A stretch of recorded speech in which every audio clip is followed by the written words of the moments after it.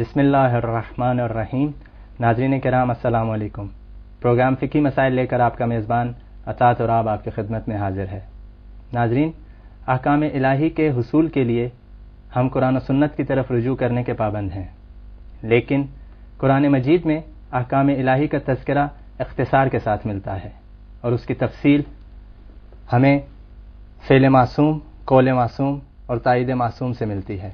جیسے نماز کے بارے میں حضرت صلی اللہ علیہ وآلہ وسلم کا ارشاد گرامی ہے کہ صلو کما رأیتمونی اصلی، نماز جیسے مجھے پڑھتے ہوئے دیکھتے ہو ویسے پڑھو۔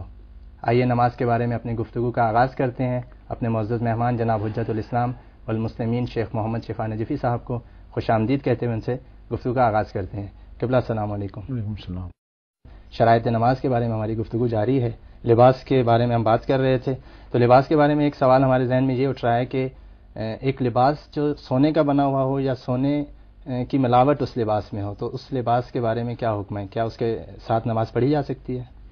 بسم اللہ الرحمن الرحیم۔ یہ سوال کے جواب عرض کرنے سے پہلے اس نکتے کی وضاحت کروں کہ مجموعی طور پر اگرچہ خواتین و حضرات سبھی مکلف ہیں، عبادات بجا لانے کے پابند ہیں، اور اکثر احکام میں یہ خواتین و حضرات مشترک ہیں، لیکن کہیں کہیں دونوں کے احکام یا دونوں کے شرعی ذمہ داریوں میں فرق اور تفاوت نظر آتا ہے۔ صحیح۔ ان مقامات میں سے ایک مقام آپ کہہ سکتے ہیں کہ یہ بھی ہے سونے چاندی کا استعمال، جس طرح خصوصاً سونے کا استعمال، جس طرح نماز کے علاوہ عام حالات میں بھی مرد سونے کا استعمال نہیں کر سکتا، وہ سونے کی انگوٹھی نہیں پہن سکتا، سونے کی وہ گھڑی نہیں باندھ سکتا۔ اسی طرح نماز میں بھی مرد کو اجازت نہیں ہے کہ جس لباس میں وہ نماز پڑھتا ہے وہ سونے کا نہیں ہونا چاہیے، جبکہ خاتون اس قانون سے مستثنیٰ ہے، یعنی خاتون سونے کے لباس میں اگر اس کا بنا ہوا ہو یا سونے کی انگوٹھی ہے یا سونے کا زیورات، اس نے معمول کے زیورات پہن رکھے ہیں، تو اس میں خاتون نماز پڑھ سکتی ہے لیکن مرد نماز نہیں پڑھ سکتا۔ نہیں پڑھ سکنے کا مراد یہ کہ اسے گناہ ہوگا یا اس کی نماز کی بات؟ دونوں چیزیں ہیں۔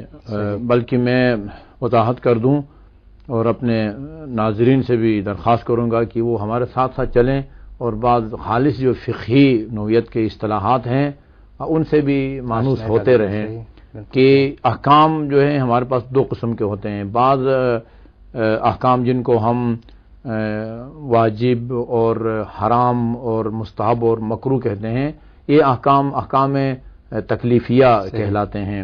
کچھ احکام ہیں ان کو ہم احکام وضعیہ کہتے ہیں، مثلا فلاں عمل باطل ہے، فلاں عمل صحیح ہے، اس کو باطل ہونا یا صحیح ہونا یہ احکام ہیں، ان کو حکم وضعی کہا جاتا ہے۔ اور کسی عمل کا جائز ہونا یا ناجائز ہونا، حرام ہونا، واجب ہونا، یہ احکام تکلیفی کہلاتا ہے۔ تو سونے کا استعمال مرد کے لیے جب وہ نماز کے علاوہ عام حالات میں استعمال کرے تو وہ وہاں حکم وضعی ہوگا، یعنی یہ ایک فعل حرام کا مرتکب ہوگا، حکم تکلیفی، جی، وہ فعل حرام کا مرتکب ہوگا، گناہگار ہوگا اور جواب دہ ہوگا کہ تم نے اس اسلامی حکم کی مخالفت کیوں کی۔ اور اگر وہ یہی کام نماز کے دوران کرے، سونے کی انگوٹھی پہن کے وہ نماز پڑھے یا گھڑی کلائی میں باندھ کے اگر نماز پڑھے، تو جہاں وہ گویا دونوں حکم پھر جمع ہو جائیں گے، حکم تکلیفی بھی اور حکم وضعی بھی، یعنی اس کی نماز بھی باطل ہو جائے گی اور اس حکم کی مخالفت کی وجہ سے وہ گناہگار بھی ہوگا۔ اور خاتون جو ہے اس پر نہ وہ حکم تکلیفی اور حکم وضعی، اس کے لیے عام حالات میں اس کا استعمال بھی جائز ہے، اور اس میں اگر نماز پڑھے گی تو اس کی نماز بھی صحیح ہے۔ اچھا قبلہ، اگر لباس پر بٹن سونے کے لگے ہوئے ہوں تو ان کا کیا حکم ہے؟ اس کو البتہ اس میں کوئی حرج نہیں ہے، کیونکہ وہ اس کے زمرے میں نہیں آتا، لباس کے زمرے میں نہیں آتا، لہذا اس میں کوئی حرج نہیں ہے۔ اور اسی طرح جس طرح بٹن اگر سونے کو ہو تو اس میں کوئی حرج نہیں ہے، یعنی نماز صحیح ہے۔